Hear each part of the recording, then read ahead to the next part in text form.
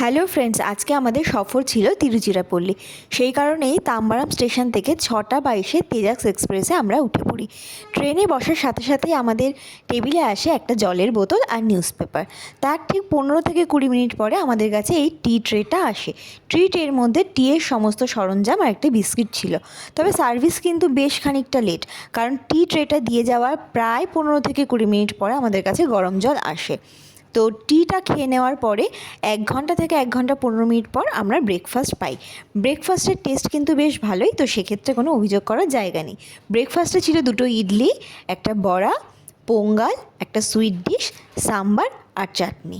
Breakfast খেয়ে নেওয়ার পরে আমরা ট্রেন থেকে যখন নামবো ঠিক তার 15 মিনিট আগে আমাদের কাছে আসে রিয়েলের একটা জুসের পাউচ।